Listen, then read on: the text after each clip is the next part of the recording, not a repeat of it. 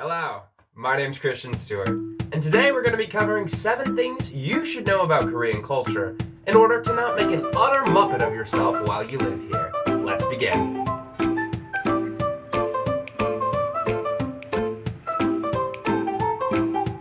So the first thing we're going to cover is time sensitivity.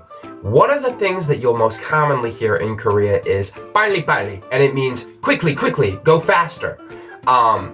To Koreans, time is seen as an incredibly precious asset, and to waste it is considered incredibly rude. It's not uncommon to see people running through places of transit trying to make a bus or save a little bit of time. So while you're going about your business in Korea, I encourage you to be very conscious of people's time. Maybe when you're ordering at a restaurant, have in mind what you're going to order before you sit there and stumble and stutter and look like a fool. When you're riding on an escalator, make sure that if you're not in a hurry, you stick to the right side so that the people who are in a hurry can bolt past you on the left. Yes, people run on escalators. Also, when you're getting on and off the bus, make sure that you have all of your personal effects in order before getting on or getting off said mode of public transportation. Okay, next one. Number 2, face-saving culture. Now, you may know this one already. Western society tends to be very direct when solving problems. If I have a problem with you, I can address you directly about it. I can tell you exactly what the problem is, and in no uncertain terms can I tell you how you are contributing to the problem. In Korean society, that's considered a little bit rude. Koreans usually use a more indirect method of dealing with personal conflict. The United States and many other Western countries are what are considered low-context communicators, meaning that when we communicate or problem solve, we just say what's on our mind. If there's something that I want you to do, I just tell you exactly how I want you to do it, and it's not seen as rude. South Korea, however, is more on the high context communicator side of the equation. In South Korea, if you want somebody to do something for you, you communicate it more so passively. And when you're solving interpersonal conflict in South Korea, a more passive approach is going to pay you dividends. If you have conflict with a Korean, it is wise to not blame them outright for the issue, and rather use creative language to kind of passive-aggressively imply what it is you want them to do. As weird as that sounds, hey man, cultural differences. As a rule of thumb, Koreans are actually looking for ways to be considerate and observant when dealing with you. This is something in their culture known as nunchi, which it literally means eye sense. And it's having a good sense about what another person wants and how you, as a helper, server, waiter, fill in the blanks, can help facilitate that person's desires. So a lot of times, a Korean is actually looking for what your best interests are already. You just have to kind of lead them to it. For example, if my co-teacher keeps showing up late to class, instead of saying, "Why do you keep showing up late? Do your hecking job," I might say something a little less strong like, "Hey, can we meet outside of the classroom before class begins? That way we can walk into class together." What I've done is just made a suggestion for the way that I think things should be done, rather than outright calling the actions or behavior of the person I have a problem with as being problematic. Do you see? It's subtle, but it'll save you a lot of headache. Number 3. Age hierarchy. Oh yes, it's the big one. Age is super important to Korea. So much so that one of the first questions you will be asked by any given Korean is, "How old are you?" That's because Korea operates with an age hierarchy system. Part of their Confucian roots includes showing a lot of respect to one's elders. Something that I think is actually very useful. This is reflected on all levels of society, from the pecking order in schools to the workplace or any given social circle. When addressing someone older than you, make sure that you always address them in Korean formal tense, 존댓말. This is the honorific form of Korean. It's easy and really just requires you to end your verbs in 요, such as in 안녕하세요. 존댓말 is important when speaking to somebody who is older than you for sure, but it's also important to use in any situation that you're conversing with an adult who you don't know very well. It's just good form to be more polite. And when in doubt, always err on the side of being too polite rather than being too rude. Informal speech, otherwise known as 반말, is reserved for friends or somebody with whom you are very familiar, or somebody possibly younger than you. In school, a 후배, a junior student, must show respect for and listen to their 선배, or senior student. Being young isn't all bad, however, because a lot of times your senior friend or mentor will end up paying for coffee or dinner as they see it's kind of their obligation to take care of the younger generation. So, there's some perks to be won. It's not all bad for the young folks. Number 4, hand culture. Now, I heard this a lot before I came to Korea, and you probably will too. There's a good reason for it. It's pretty important.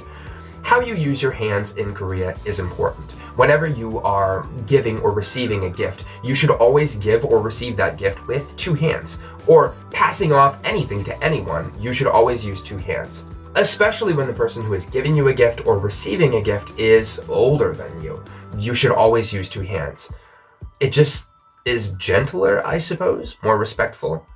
Furthermore, when meeting or greeting an older person, you should never initiate a handshake with them. In Korean society, it is for the older person to extend the handshake to the younger person, which you always take with, you guessed it, 2 hands. Also, when you're pouring drinks, you should do it with 2 hands. Also, when you're receiving drinks, you should do it with 2 hands. Also, when you're giving somebody money, you should do it with hands. Basically, when in doubt, just use 2 hands. If you use 1 hand, I guess, I don't know, Koreans think you're getting ready to pull a Looney Tunes on them and pull a comically large hammer out from behind your back. I don't know, they're just suspicious folks, I guess. Number 5, drinking culture. Let me tell you, you are not prepared. You might think you're prepared, but you are not prepared. Dependable statistics on alcohol consumption are very hard to find because the data is hard to track. But South Korea basically always shows up on some top 10 list of the world's drunkest country. Koreans love their soju. Alcohol is a huge means of socializing in South Korea, and if you make any kind of Korean friend, I'd stake my life on the fact that they're gonna ask you out to drink soju with them. It's just what you do here. If you're not much of a drinker, that's okay. You can always refuse to drink. But if you are, here's 3 important rules to remember while drinking. Number 1, in Korea, it's really considered weird if you pour alcohol for yourself. Only drunks or very lonely people do that. So if you're drinking with a group of people, which you most likely will be, people will always offer to pour your shot, and to do so for yourself is a little weird. Don't do that. Just let somebody else pour for you.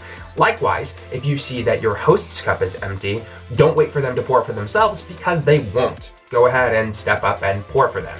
It's a very nice thing to do in this culture. Number 2, in Korea, it is considered very poor form to leave somebody's glass empty, so your glass will almost always be full. Just remember that soju sneaks up on you real quick. You might go to get up from the table and find that you are entirely inebriated. So, be careful. And also consider that while drinking with other people. If their cup is empty, you might want to fill it up. Number 3, it is considered rude to refuse a shot of soju with a friend, but it is not considered rude to then not drink that glass, if that makes any sense. Korea gets a bad rap as being very peer pressure-y when it comes to drinking, and while that might be the case, if somebody is ever trying to force you or coerce you into drinking alcohol, that's not cool. You always have a right to pass down a drink. There's no clause that says that you have to drink. And if somebody pours you a shot of soju, which you then don't want to drink, I recommend that you accept it, but then don't drink it.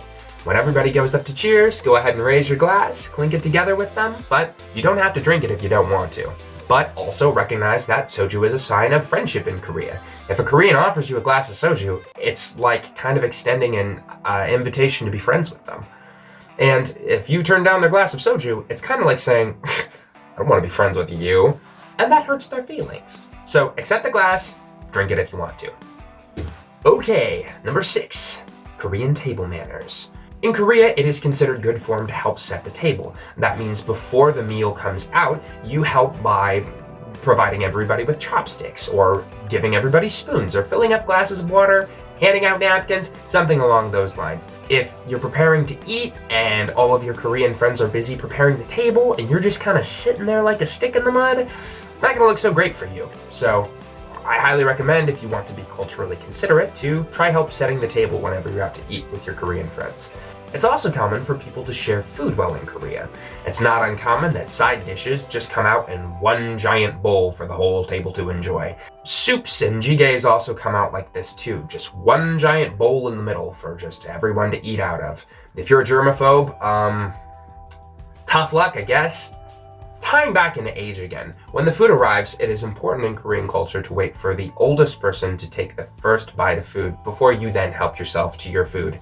Also, smacking and chewing with one's mouth open in South Korea is not nearly as faux pas as it is in the West.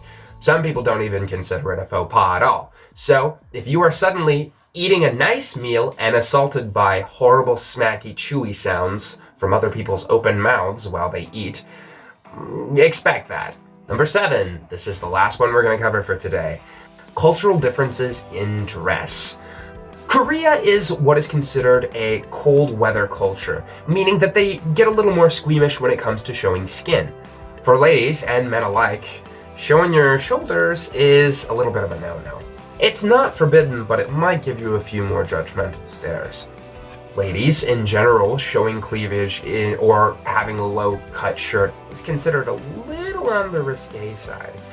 It's kind of flipped from the way that a Western culture would view things, whereas a lot of women that I know back at home are fine with V-necks or low-cut shirts. Having really short shorts is considered a little bit... And here in Korea, it's pretty much exactly opposite. Having short shorts is fine, showing cleavage is considered... Furthermore, because fair skin is considered a huge beauty asset in South Korea, Koreans often totally cover up in the sun. The odd Korean will wear a bikini or a bathing suit, but the majority of them end up wearing something that looks like this. Understand that I am not telling you how to dress. At the end of the day, wear whatever you want to. I'm just trying to give you a peek at the cultural lens with which Koreans see the clothes that you're going to be wearing. Alright, that concludes our list of the 7 things you should do to keep yourself from looking like an utter buffoon while living in South Korea. I've been Christian Stewart, and thanks for watching.